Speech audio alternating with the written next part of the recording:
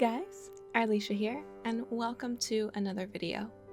So it's no secret if you've been following this channel for any period of time that I kind of have a lot of watercolors, whether it's been paint that I've gotten to review here on the channel, or paint that's been gifted to me, or let's be honest, a lot of it I just bought myself because I was really excited to try a new color or a new brand.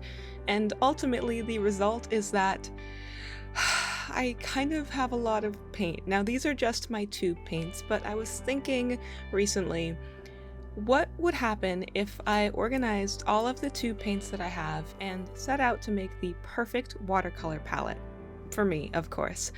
What I normally do when I get new paints is when I'm exploring a new brand, I take all of the paints from that particular brand, I put them in a palette, and then I have one brand in one palette.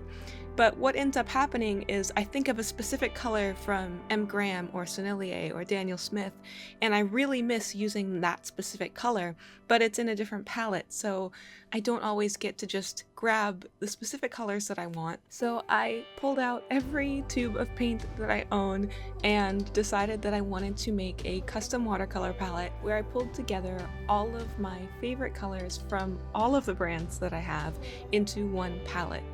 Now, I was a bit nervous about this, to be honest, because I didn't want to just say, oh, I like this color, or I like this color, and then end up with a bunch of paints that didn't actually work very well together.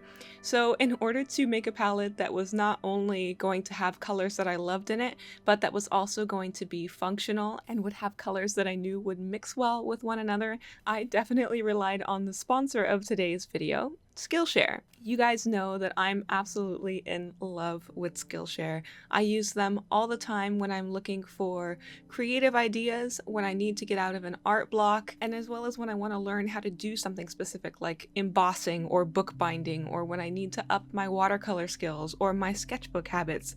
You guys know I've talked about Skillshare so many times. I've even been teaching my own classes on Skillshare for over a year now. So of course, if you guys are interested in checking out Skillshare, you can get your first 2 months of premium membership, which gives you access to all 20-some thousand of their classes for free for 2 months. You can check that link out down in the description.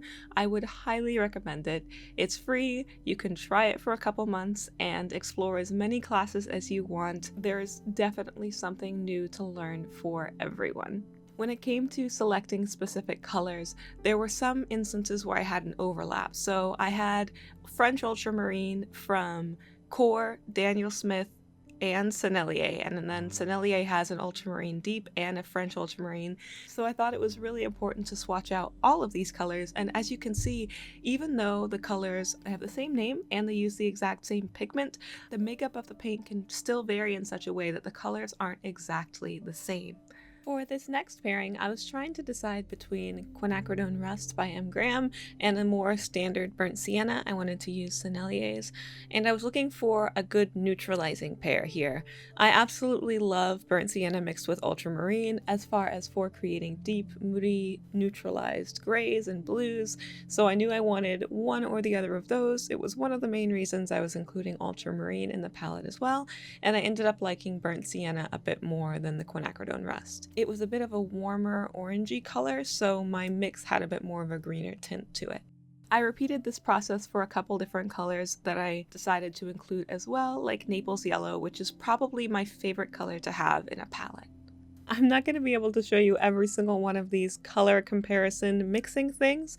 I want to spend more time swatching out the actual colors I did choose for this palette, but Naples Yellow is an important one for me. So here from left to right, you're seeing Naples Yellow by Sennelier, Naples Yellow by Daniel Smith, Naples Yellow Deep by Sennelier, and Naples Yellow Reddish by Van Gogh. By the end, I had tons and tons of swatches and 18 colors that I had picked out to fill up this palette. I'm going to go ahead and let you know what all of those colors are.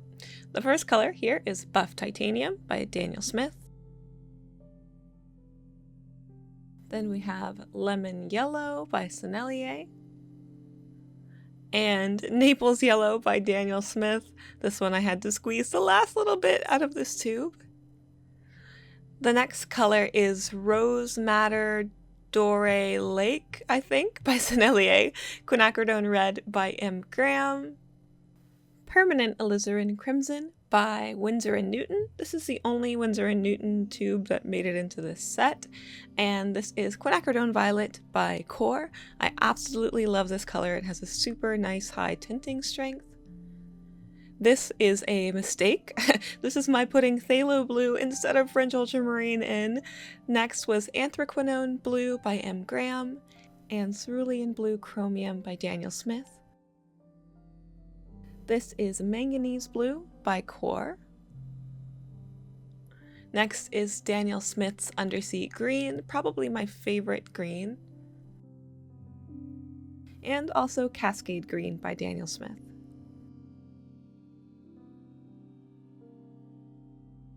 This is Transparent Yellow Oxide by Core. Raw Sienna by Daniel Smith. This is Sennelier's Burnt Sienna. Van Dyke Brown by Core.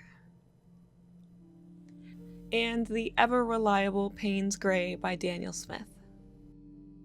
After I had poured all of my paints, I went specifically back to the Cerulean Blue Chromium, where the pigment and the binder kind of separate from one another, and just gave that a little mix with the back of a small paintbrush, something where I could hopefully save as much of the paint from the end of the paintbrush as possible.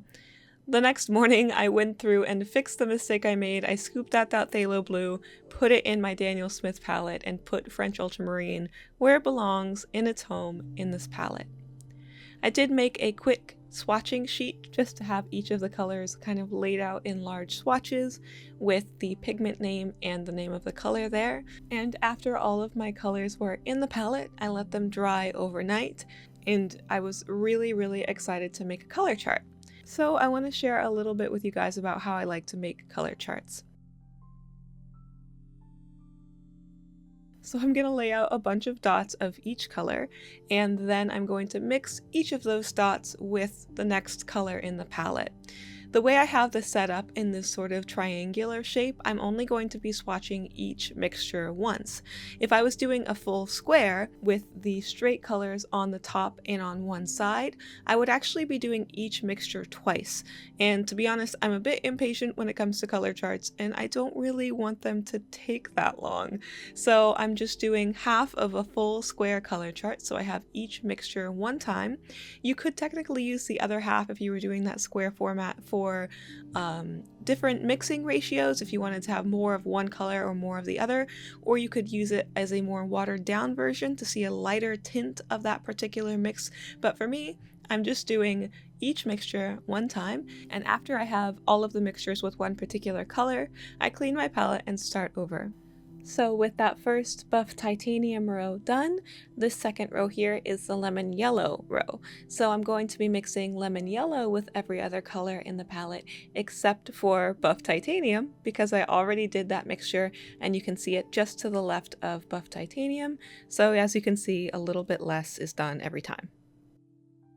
This is for Naples Yellow, and you can see how the colors change as I go through and mix that color with each of the preceding colors in the palette. As I go down, I'm going to be creating fewer and fewer mixes with each new color, because with some of them, I've already done that particular mixture. So when I'm doing my reds, I don't need to mix my reds with my yellows again, because I already did that when I first mixed the yellow colors. I really like this particular method as each mixture is new and fresh, and I'm not seeing the same swatch more than once, and it's a nice refreshing thing. To be honest, I don't think there's anything that really inspires me and makes me want to paint more than creating these color sheets. It's just so amazing to see the wide variety of colors that one palette can create. When I was building this palette, there were two specific classes on Skillshare that I relied on. One by Peggy Dean and one by our own Denise Soden of In Liquid Color here on YouTube. Both of these classes had to do with setting up a watercolor palette. Peggy's class focused more on the actual physical prepping of the palette, so she talks about advice for how to make sure the palette is ready to go and the surface itself is going to be as prepped as possible. So that was really useful for before I even started picking out colors, and when I was ready to do so, Denise's class was the best of the best.